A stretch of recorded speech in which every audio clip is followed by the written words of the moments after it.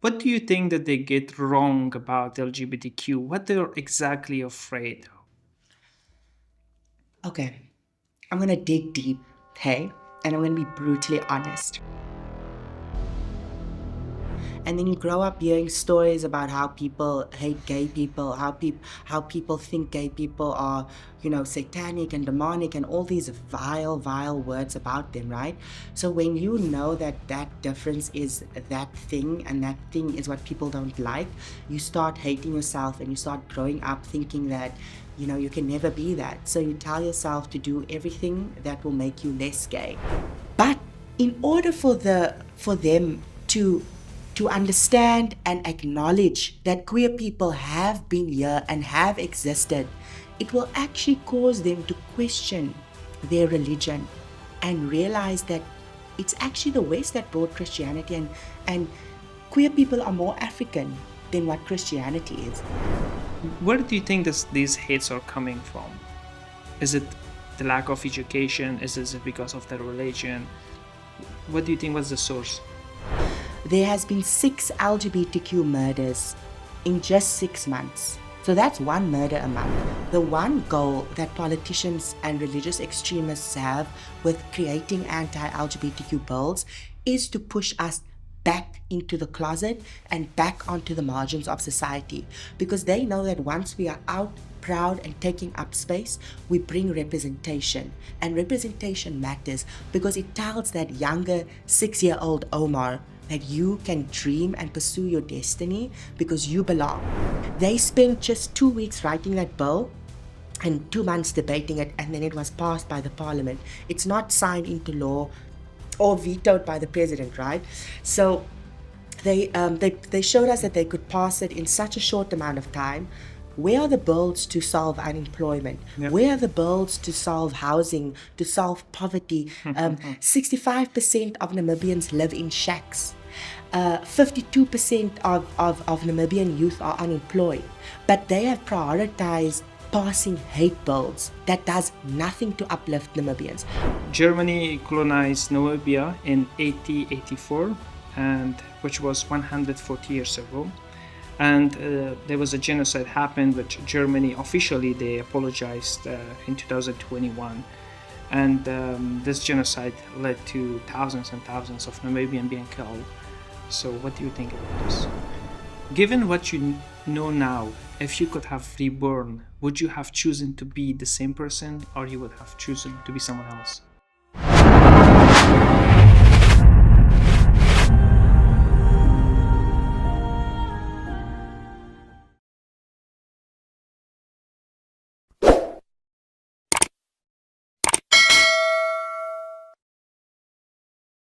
Hello, everyone. Welcome to the Untold podcast. I'm very pleased to have with me Omar van Reenen.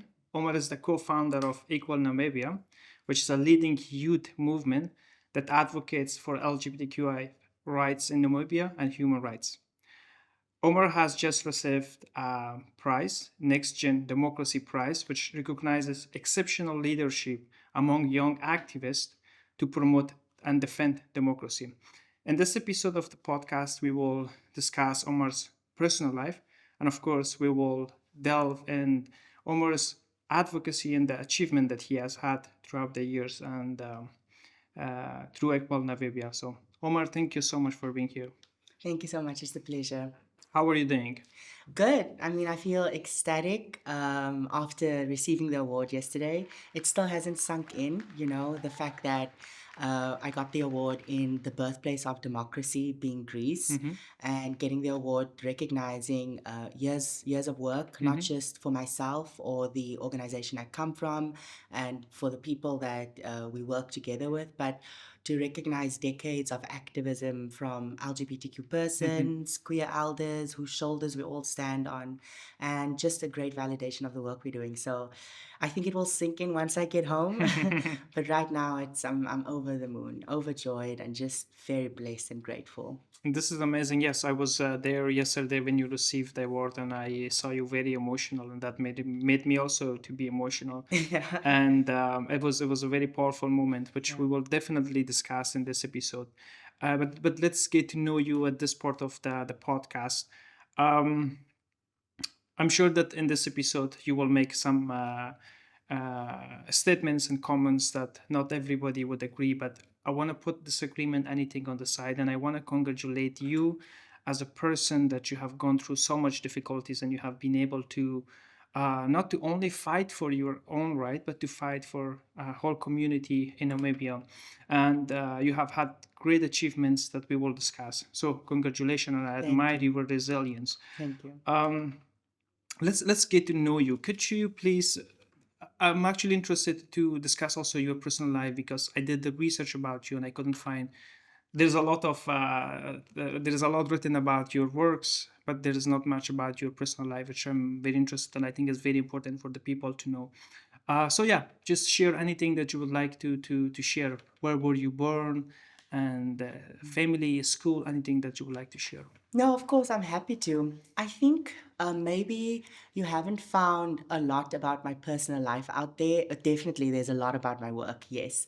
But I think I don't really share a lot about my personal life because, as an activist, especially an LGBTQ activist in Namibia, a country that still had the apartheid era sodomy law, which criminalizes same-sex relationships between men. Yeah. It creates such a hostile environment for queer persons. And now, recently, with Parliament passing the anti-LGBTQ bill, it's created such a violent response from certain segments of society towards people like me. So as an activist, you kind of have to put up this front, right? A front that takes away your ability to be vulnerable, because you have to be so strong to face all this hate, this bigotry, and this animosity towards your very existence. And I don't think that just goes for activists in Namibia, but for queer persons in general. We don't get the liberty to be vulnerable. We don't get the liberty to be, soft and like present in our emotions, because every day existing in Namibia as a queer person is a protest in and of itself. And you have to, step outside and one, shield yourself from the hate, and two, shield yourself from any bigotry you might face or violence you might face.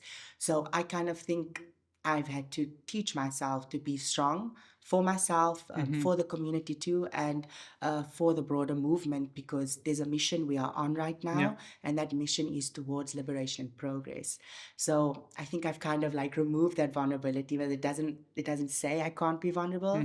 It's just something you do to create a shield around you, right? I see. But I think a little bit about myself. I think my story starts, at home in Namibia. And I grew up in a colored household, from a family that has lived most of their life under apartheid. Namibia was part of the South African apartheid regime until we got our independence in 1990. And during apartheid, my grandfather built the first hotel for colored people. And this hotel became a meeting space and a safe space for colored people to celebrate their culture, and also for anti-apartheid activists to have, secret meetings where they would discuss how they could overthrow the apartheid regime, and where they could discuss the liberation, movement. So growing up with that story of my grandfather's legacy and his work creating safe spaces, and his work helping to do his small part in finding an independent and democratic Namibia, I kind of also grew up with that story to take it into my own work and find a way that I can also create safe spaces, right? So my generation is called the Born Free generation, which is the generation born after independence, right? But not only did I grow up being told that I'm a born free generation, I also grew up gay in an independent and democratic Namibia. And for the most of my life, I didn't feel that I was born free, because how can I be born free if I don't have the freedom to love, the freedom to live, the freedom to access justice, healthcare, housing, the freedom to marry who I want to, and the freedom to find a family? That doesn't mean I'm born free. So I believe that this made me feel like, well, just as my grandfather did his part creating safe space and community, I want to also dedicate my life doing my part to bring about the true democracy that breathes life into that promise of being born free. And just like racial justice was the civil rights issue of my parents' and grandparents' generation during apartheid, LGBTQ equality has become the civil rights issue of my generation in an independent I see. Namibia. So that's why I'm very passionate about building community and safe space, and doing our part to strengthen the democracy that we were promised. So yeah, so I grew up in a household with a single mom and a grandmother, sister, and a bunch of aunts, so empowered women, and they really also taught me the values that I have today, which is to uplift communities and to just approach life with understanding people's humanities. Yeah, and I went to go study in America in 2016, where I did my bachelor's in my undergrad, and there's where I learned most of like community organizing, grassroots mobilizations. I also went to school in America during Trump's presidency, right? So yeah, I come from Namibia, a country that was like really oppressive, thinking that with regards to LGBTQ rights, thinking that I'm going to America, the land of the free and the greatest democracy in the world, only to see, democracy being backslided in America, only to see a new resurgence of hate against queer people under Trump's presidency, against immigrants. The Black Lives Matter movement started. yeah. So I was like, if democracy isn't even perfect in the greatest democracy in the world, then, where will democracy be perfect? But that didn't make me feel that democracy isn't worth fighting for. It just reinvigorated my belief that generations like mine, it's up to us to continue to that aspirations to build a free society for us all. I see. I see. As you mentioned about your grandfather, I believe that you were very much inspired by work of your grandfather, at least uh, just being around him and then seeing him that he was fighting for the community. I guess how much do you think that he has influenced you? Well, very much. I think that he moved to Walfish Bay, which is my hometown, from South Africa, like in the 60s, while apartheid was still very much brutal and this segregation laws divided people amongst the different races, blacks, whites, and coloreds. And just to see him be able to thrive and a colored culture still be able to find joy in their culture, while all these laws were telling them that they can only exist in a certain way, they can only marry within their race. And to see him still doing the work to counter that and to create those safe spaces showed me that even if things get really bad in a democratic Namibia, independent Namibia, that it's still worth the fight, and that being committed to what you believe in, which is to build a society based off of inclusivity, is very much still worth that fight. So he's always still a very like pivotal piece in my activism, and someone I draw my source of inspiration from. That's amazing. I guess we all have we need to have a source to be inspired by. Yeah. And I would like to still stick and discuss about your personal life, and definitely we'll move on, discuss about democracy and other things that you mentioned. I wonder, when was, of course, if you would like to share with us, so was it in a specific moment, or when was the pivotal moment for you that you realized about your sexuality, and that what that experience meant for you? Yeah, I feel so. Queer people always know that they're queer, right? And for me, I always knew that I was different. I didn't know what that difference was until I got older. But I think as young as like 6 years old, I always knew that I was different, but I knew that that difference was wrong, or that difference was not right, and that difference could not exist in Namibia. Because back in the day, I grew up with no queer representation. There really wasn't any queer people that were open in my family, in my schools, in the community. I come from a very small conservative town. Most of the people are very religious there, and then you grow up hearing stories about how people hate gay people, how people think gay people are, satanic and demonic, and all these vile words about them, right? So when you know that that difference is that thing, and that thing is what people don't like, you start hating yourself, and you start growing up thinking that, you can never be that. So you tell yourself to do everything that will make you less gay. And I think what I did was I just dove in dived into my schoolwork, studied really hard. I was a student leader. I was actually elected as the junior mayor when I was 18 years old, so that, people wouldn't bully me, because who's going to bully the smart kid? Who's going to bully the kid that's a student leader, right? So I use that again as a shield. And you find something to protect yourself from that hate, and so that people wouldn't question your sexuality. How difficult was it that for you to? I remember that during your speech you mentioned that you used to hide your identity. How difficult was to do that? I mean, what we also have to understand is that, like, your queerness is such an innate part of you, right? And when you spend your life in the closet, it becomes really, really depressing and mentally draining. A lot of queer people suffer from mental health issues, depression, suicidal ideations, all those things, right? Which are the same things that I went through. And I mean, like, my dad, he's not Namibian, he's actually Egyptian, and he's Muslim as well. So when you grow up, with, you know, uh, parents from two different religions, and you don't want your dad to also think that because you grew up in a household filled with women, that that's the reason why you're gay.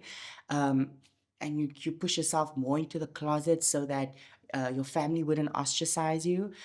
Because not only do you have a fear of your family disowning you and not loving you, and then your community and friends not loving you and carving out a space for you, but you also grow up thinking that you'll never go far in life, right? And from a young age, I was always a big dreamer. I had dreams. Like, I wanted to be someone and go somewhere, and I always wanted to do something to better my country, right? And perhaps also go into politics at that age, especially. But knowing that, one, being gay in Namibia was a crime, it could send you to jail for 8 years. How would you ever be a politician? How would people ever vote for you? And again, like I told you, I never had queer representation, so I never saw gay people going far in life or being respected, right? So that was always difficult, because I felt like this big part of me would hold me back, and it would always hold me back from my dreams and destiny. Well, until I got older and I saw that things would change. And I think that that's the reason why I do what I do. I'm not involved in LGBTQ activism to get to a certain point in life, to get to a political position, or no, my goal is twofold. One, to get liberation in my lifetime, to be able to fall in love and marry on my homeland, and not have a law criminalize um, my right to love. The same way they criminalized Black and colored people during apartheid from not being able to marry each other. So my goal is to fall in love and have the right to marry in my homeland. But my second goal, and my most important goal, and the main reason why I do this work, is to make sure that young queer people, not just in Namibia, but also in Africa, don't have to grow up the way I did. And that's to be pushed onto the margins of society and never think that they can't get ahead in life. And that's why I always say that queer people growing up right now they are valuable, and they are deserving of every chance and opportunity to pursue and achieve their dreams and destinies, because they belong and they have the right to dream and to be what they want: doctor, teacher, nurse, anything. And be openly queer, because that shouldn't determine the content of your character or your merits. I see. I actually very much resonate with especially that the dreams or the paths that you want to achieve to live and be the person that you are and be accepted. And I have that myself, and that's exactly the work that I do through my work, because of just to be accepted as an Afghan guy in Greece or in Europe and a refugee. So that's I very much resonate on that. Just briefly, how was your reaction of your family when they find out, or the community? Okay, so my family, colored culture is a little bit more open than other cultures, but it's also very conservative, especially if people follow certain religions, because coloreds are also Muslim and Christian back in Namibia. So it's not that progressive, but it still is a little bit easy. However, my family have shown me that I am, one, should be very grateful, which I am, but that I'm also very blessed to have the family that I have.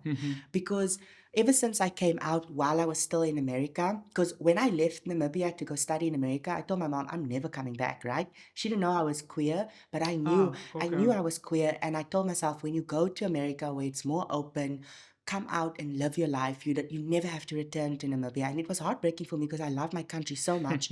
But did my country love me back, right? So I packed my bags, went to America, went to go study, and then I came out And when was that? in 2016. 2016. Went to go study and, never wanted to come back. And I came out while I was in America. And then when I came back to Namibia because of I finished my studies, and COVID also made things a bit harder to study. When I came back and started my LGBTQ activism in Namibia, my family has shown me that I'm very blessed to have them, because they have had nothing but open arms for me. And it's different. There's a difference between having a child that is openly queer and then having a child that is one of the activists at the forefront of fighting for LGBTQ rights.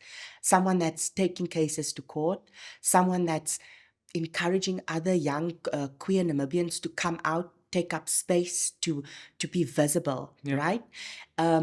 So to be queer is something else, and to be an activist is something else. And my family has been nothing but supportive. And I don't think that I'd be able to do the work that I'm doing if I didn't have such a strong foundation of love and care for me that my family gives me, right? There's always a solid foundation I can fall back on. And then also my friends, my friends too, especially my queer community.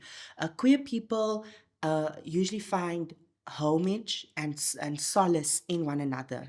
And we become each other's family, right? Because of the nature of how bigotry pushes us to the margins of society, we always find each other and find home in each other. And, I have amazing friends that are drag queens and makeup artists, and they're managers, and, they're doing all these great things. And what they have given me is a strong heart to face the work that I'm facing and the hate that comes with it from politicians and religious extremists. But they also, we refuel resilience in each other, right? And this brings about visibility in Namibia that has never been seen before. Like I told you, growing up, not having queer representation was hard, but young queer people are growing up now, seeing drag queens performing in Namibia, seeing queer people in the newspaper being celebrated. And I think that has been our greatest ticket to liberation. We can win as many court cases as we want to, right? But what makes an impact for future generations is the visibility we are bringing out. And I always tell the community that our visibility is our greatest weapon against the government's state-sanctioned homophobia. Because in Africa and across the world, the one goal that politicians and religious extremists have with creating anti-LGBTQ bills is to push us back into the closet and back onto the margins of society, because they know that once we are out proud and taking up space, we bring representation. And representation matters because it tells that younger 6-year-old Omar that you can dream and pursue your destiny because you belong. And I think that's what's changing society right now. And that's why young queer youth are taking up space in a way that's never been seen before. Like I said in my speech last night, we have just got results that 65% of the people who registered to vote in Namibia are people in the youth category. So we now form the largest voting bloc in Namibia. In the last election, we were just 44% of the voting bloc. And we are going to vote now in the November elections. And for the past months, LGBTQ organizations, feminist civil society have been hard at work with innovative registering to vote campaigns. And what's happening is that the youth are tired. We are seeing our members of parliament spend so much time passing anti-LGBTQ bills, a bill that was passed within 2 months when the Supreme Court recognized same-sex marriages abroad last year. The members of parliament passed that bill within 2 months, and they just wrote that bill within 2 weeks, right? A bill that would imprison LGBTQ activists, that would criminalize allyships. So, for example, if my mom is flying a pride flag in support of me, she could be fined. Businesses that openly support the community. And the bill also will nullify the Supreme Court ruling and make it illegal to have same-sex marriages in the country, right? So they spent just 2 weeks writing that bill and 2 months debating it, and then it was passed by the parliament. It's not signed into law or vetoed by the president, right? So they showed us that they could pass it in such a short amount of time.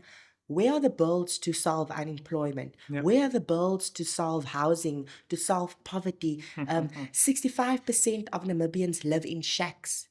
52% of Namibian youth are unemployed, but they have prioritized passing hate bills that does nothing to uplift Namibians. So young people are fed up, and they are going to go vote in this November elections to make sure that we vote in people into office who will protect the constitution and who will serve the people. I see.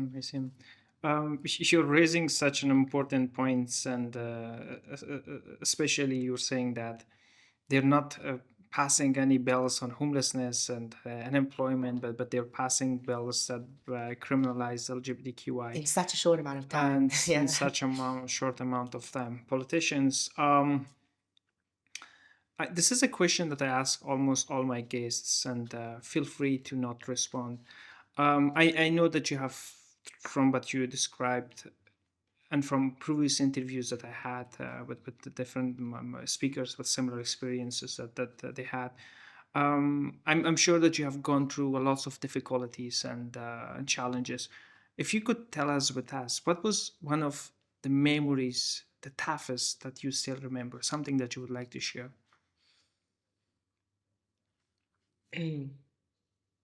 Okay, I'm going to tell you a personal tough memory, and then a tough memory that I have had to see in the community go through, right? Because you've made me be a bit more vulnerable, and I told you I need to be more vulnerable, right? So I think when we started Equal Namibia in 2021, we've been advocating behind more than like 4 LGBTQ court cases. They deal with trans rights, marriage equality, decriminalizing LGBTQ relationships, and then they also deal with family rights, right? And there was a specific case that was the reason why Equal Namibia was founded, and it was a court case that involved a Namibian and Mexican gay couple that was in a same-sex marriage. They married in South Africa, but they live in Namibia, right? And they had 3 children born through surrogacy in South Africa, where surrogacy is, there are legal frameworks for surrogacy. And their eldest son was the first of their child, and then their 2 youngest daughters, which are twins, are 2 years younger than their eldest son. So when their 2 youngest daughters were born, the government refused to allow those 2 babies entry into the country until the Namibian dad can prove that the children are his via DNA test, right? And they then took the case to court to also allow for their eldest son to get citizenship because his dad is Namibian. Yeah. And the constitution says that as long as your mom or dad is Namibian, you get Namibian citizenship by descent. It doesn't say your biological mom or biological dad, or that the government can ask you to do a DNA test, Yes, you know? yeah. What about kids who are adopted? Do they not have rights to citizenship? What about straight people, heterosexual women who go to South Africa to do surrogacy or IVF treatments. Yep. Why is it that when gay LGBTQ people do the same thing, they are held to a different standard and don't have a right to have kids or don't have a right to found a family? So not only did they deny the children's citizenship, Yeah. but they also denied the kids entry into the country. Country. So the family was split. One of the fathers was in South Africa, waiting for the government to give them an answer to allow them entry into the country, and he was there with the two twin daughters, and then one of the parents was stuck in Namibia with the eldest son. And for me, I think that was the toughest thing to see, that children that aren't even 2 months old are becoming collateral damage to the government's state-sanctioned homophobic policies. And these are the same people that preach save the children and family values and protect your children from queer people, right? But now it's the government that is ripping families away from their parents just because their parents are gay. So how different does that make them? How can you deny children the right to be with their parents, to have citizenship, to be with their family, and denying them entry into their homeland just because their parents are queer? That's discrimination towards children based on the social status of their parents, because being queer is a social status.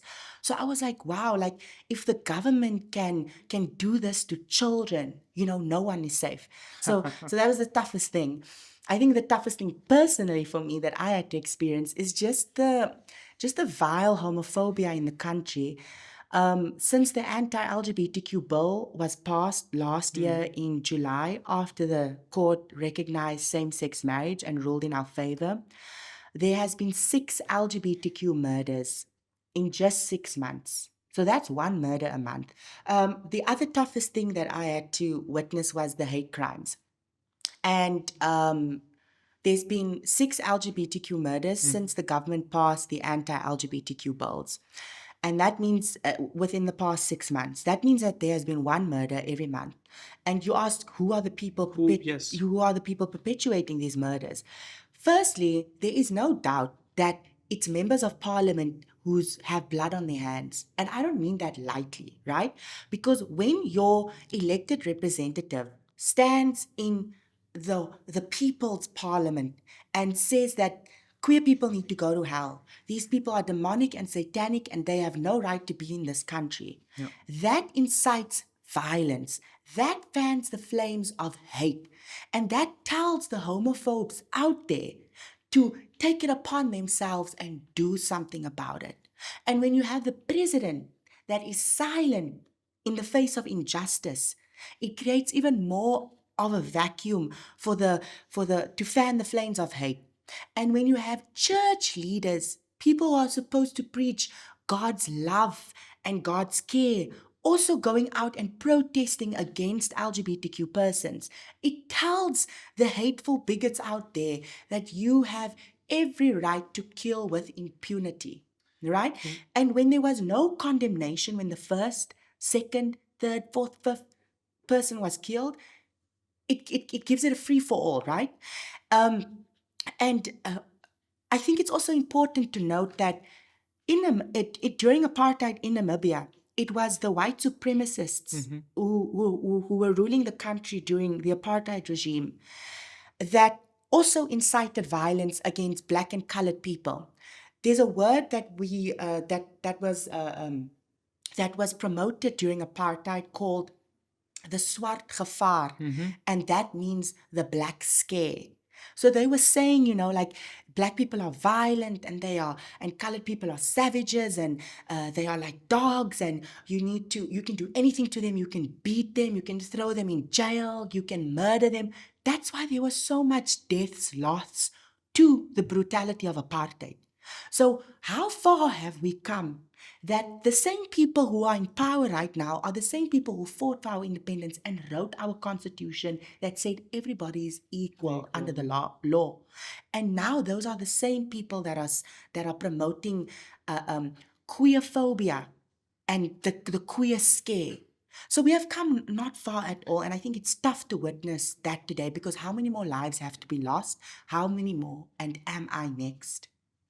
I hope not. Of course, this is disgusting to kill people just because of different opinions and beliefs that they have. I really believe that we are extremely different, each one of us from another, but that doesn't mean that someone, whoever that would be, to have the right to kill based on race, gender, or any belief. This is disgusting. That makes me very sad because of actually I had previous my guest also, like he mentioned similar stories and experiences that here in Greece happened. Thankfully it doesn't happen anymore. But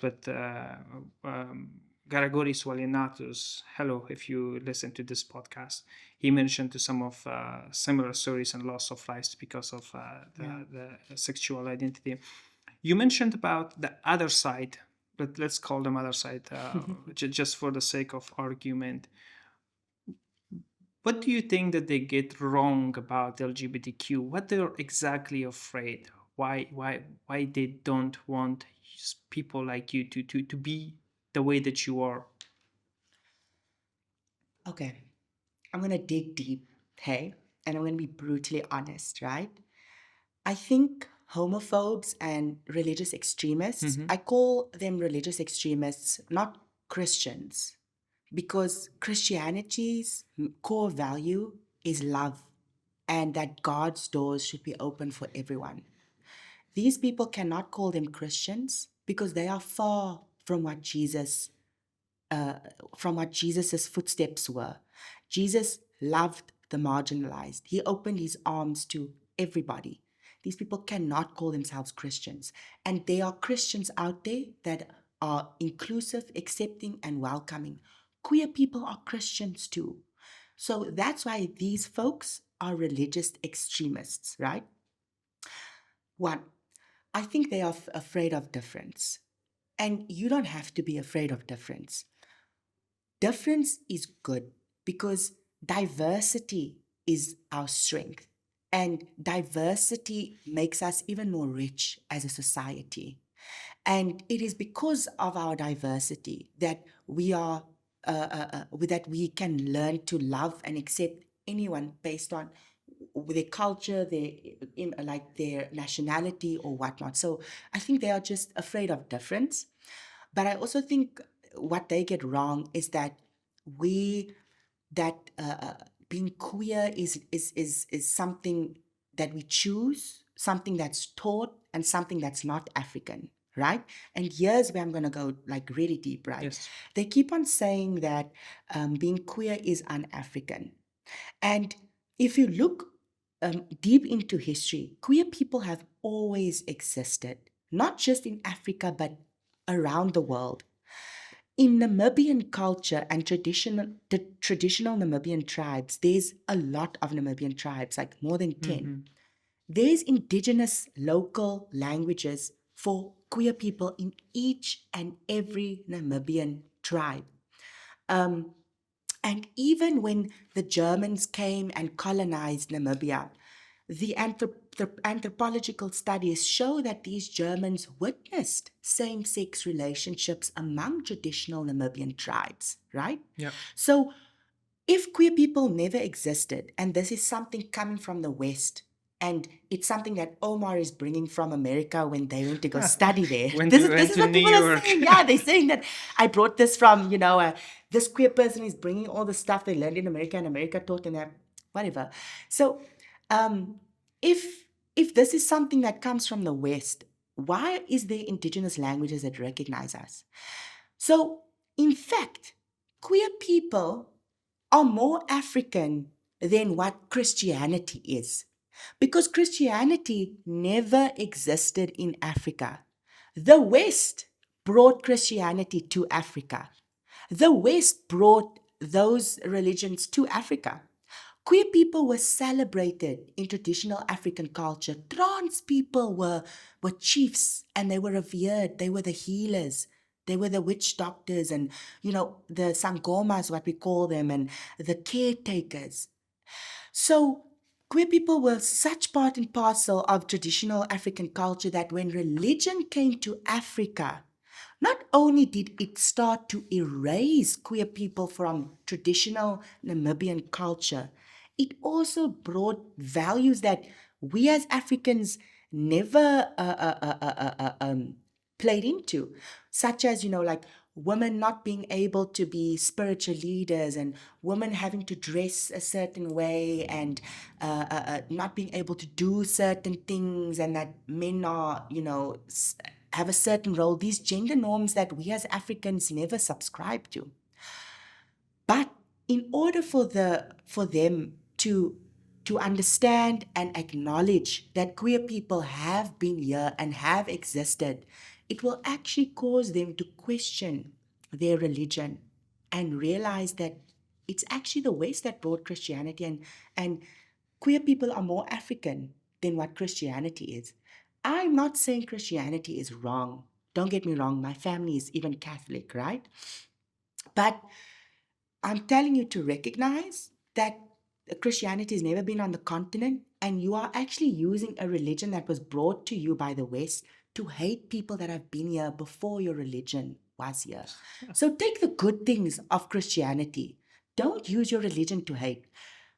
Take the good things of Christianity and do what Christianity tells you to do, and that's to live a life of love. And that is actually exactly what queer people want, to just love freely. That's what Christianity is also about.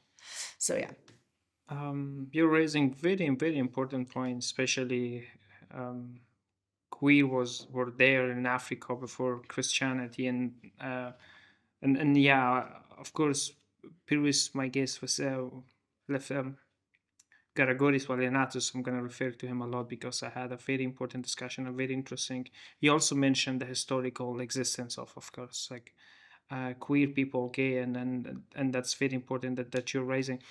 I wonder, you mentioned about homophobic, that it used to be celebrated and now it's being hated by the people and the communities. Where do you think these hates are coming from? Is it the lack of education? Is it because of their religion? What do you think was the source? Well, I think slightly it might be a lack of education that, people aren't exposed to differences. But then again, I don't actually think it's that. A lot of people keep on saying you need to do more education, more awareness with traditional communities, with religious communities. But, why must I teach people to respect one another when in fact what people are being taught is to hate? Nelson Mandela said that racism is taught, and like that, it can also be untaught, right?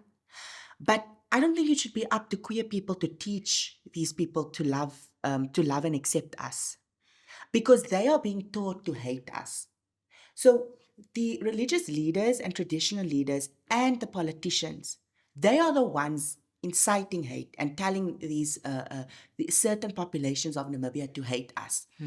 An Afrobarometer survey in 2016 showed that 54% of Namibians were tolerant and accepting towards their LGBTQ neighbors.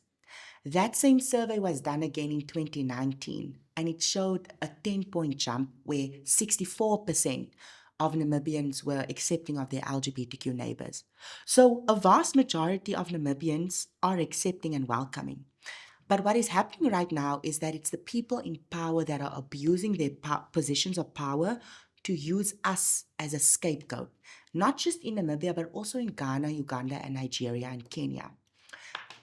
And this is done very intentionally because, one, these people have been in power for so long and they have run our country to the ground where people are hungry, poor, and jobless.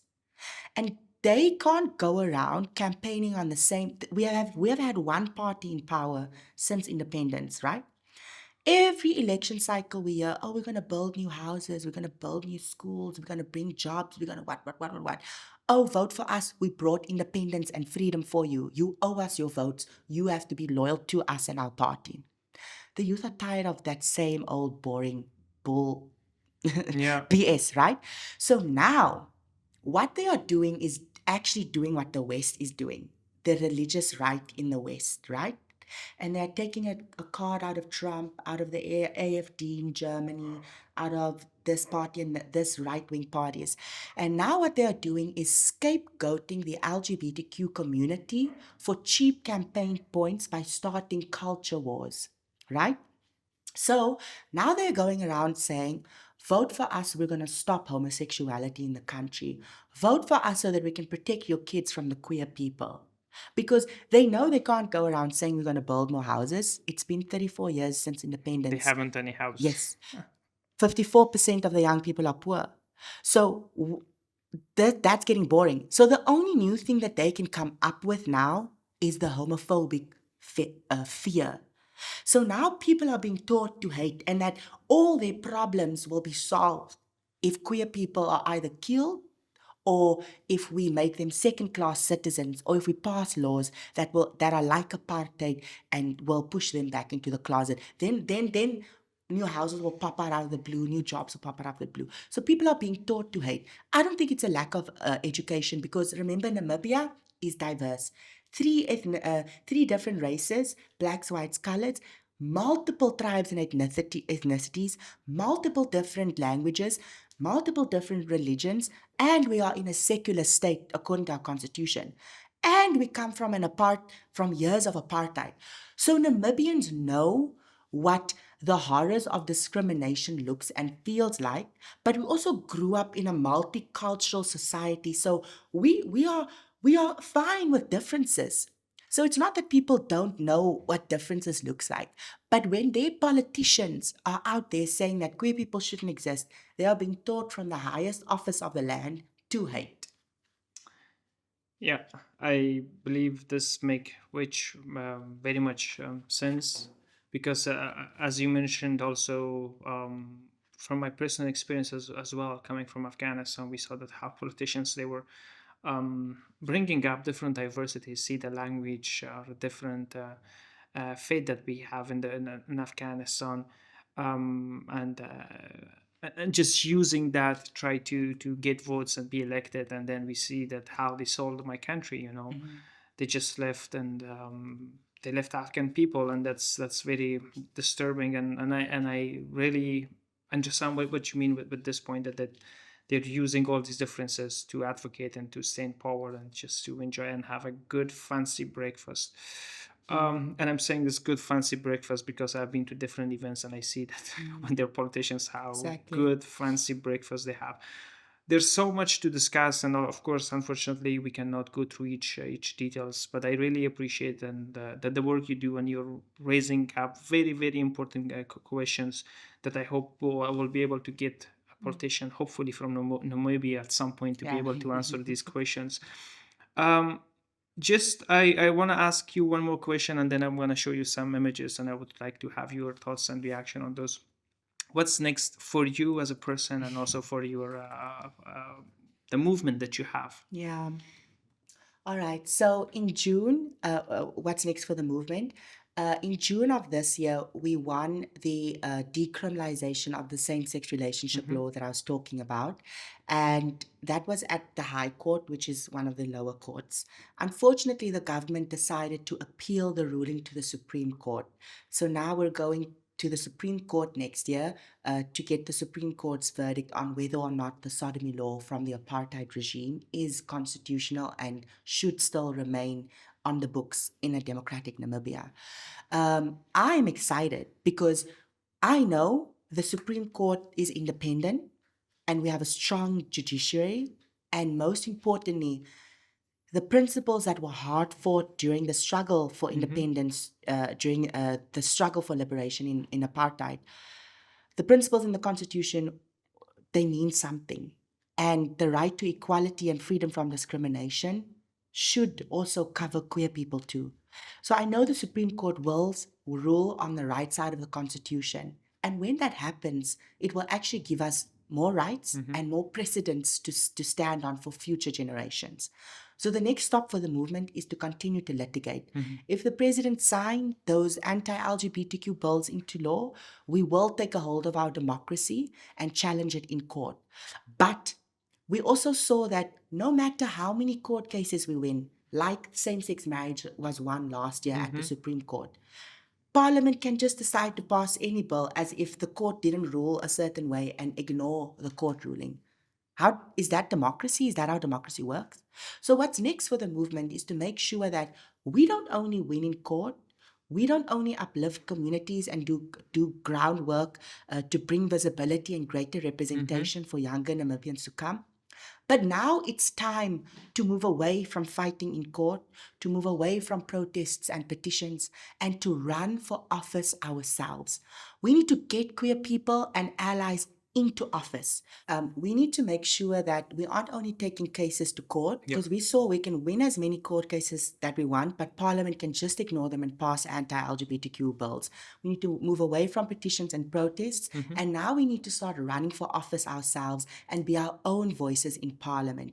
So we're going to make sure we train and empower queer people to run under any party or even start their own party and be our own voices in Parliament and bring about the change that we believe in.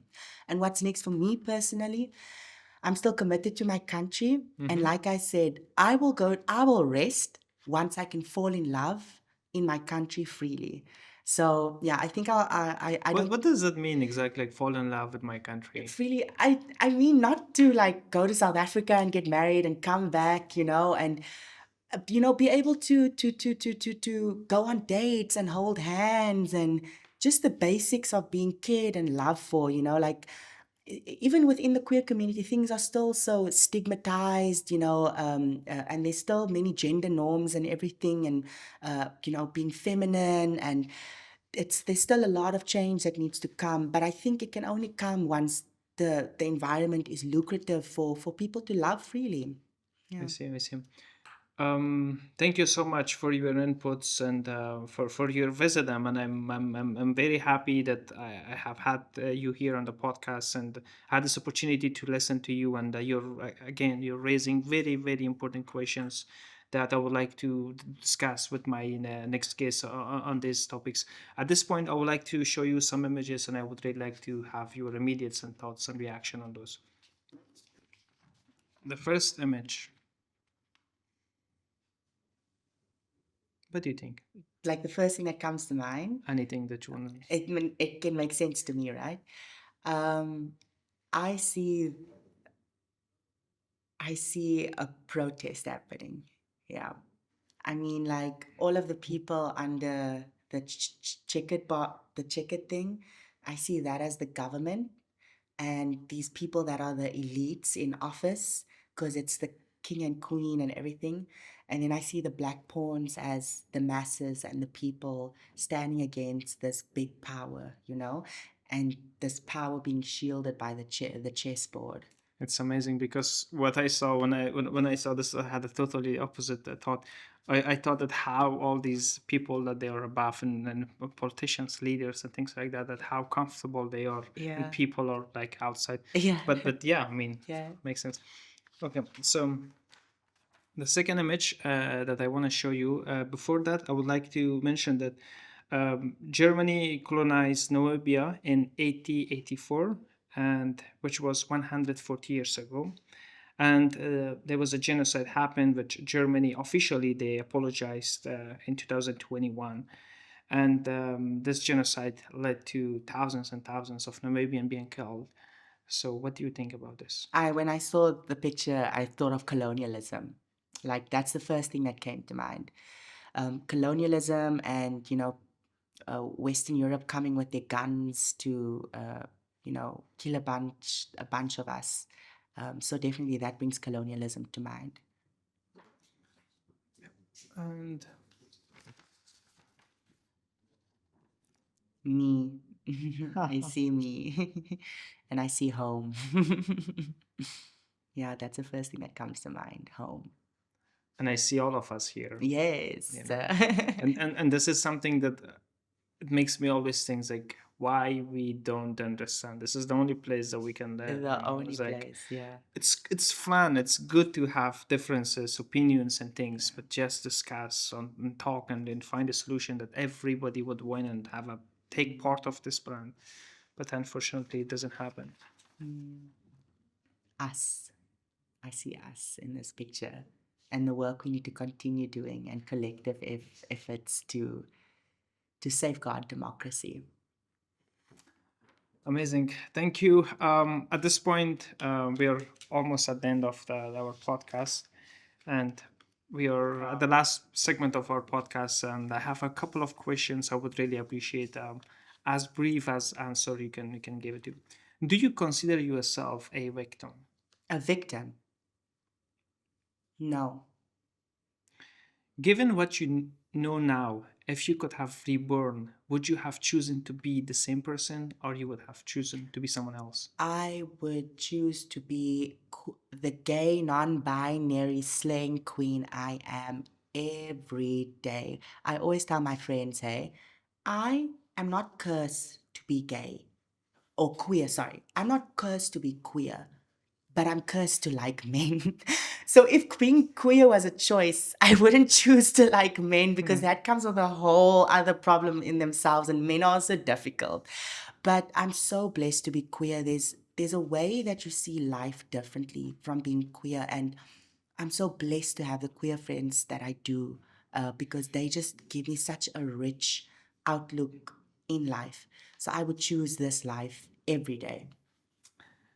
What truth about existence would you choose to know if you could discover one? What truth about existence? Yeah, anything that you would like to know. What would it be that truth? Is there a time and place where our differences will not be a source of hate? You know, whether that's in the future, because all we know from the past, every century, there's always been hate based on differences. So, in our existence, in any point of like our journey on earth, would there ever be a point when our differences won't be a source of hate or division? A good one. What has been the biggest injustice against you, in your opinion? In my opinion, the biggest injustice, Against you? like me personally, Yes. I think it's the injustice of being told that you're not worthy just because of who you love, and the injustice uh, of violence that comes about you just because of the way you express yourself. Your expression, like it should be a source of courage, not a source of hate. And it just baffles me that just because of the way people express themselves, because most of the murders I was telling about were trans women, can be a source of violence. And I think that's injustice. If you could write a message on a billboard, on a big billboard that all humanity, everyone could see it, what would you write there? Pursue your destiny. Last question. Do you consider yourself a happy person? Yes. Yes, there's so much that I can be happy about. It's hard to, like as an activist, you experience a lot of like depression and mental health issues and anxiety, and you put the weight of your community on your shoulders. But there's just so much that I can be happy about, and there's so much to live for. So I am very blessed to be here on this earth and to go through this journey with so much people that love and support me the same way I love and support them. So I am more than happy. I'm blessed. Omar, I am inspired despite your very, very difficult journey that you have gone through. And I appreciate especially your wisdom, and I have you raised very important questions that personally made me to think about it. And thank you for who you are and for what you do and for the work especially that you do, especially for advocating at the end of the day human rights, regardless of whatever differences that people and we have, and which you rightly mentioned that the differences makes us it brings the beauty. Thank you so much. I wish you success, and I wish you good luck with the rest of work that you do. And thank you. Yeah, pleasure to be here. Thank you so much. Thank you. Thank you. And everyone watching us, please follow and share the video if you like. And thank you so much for being with us.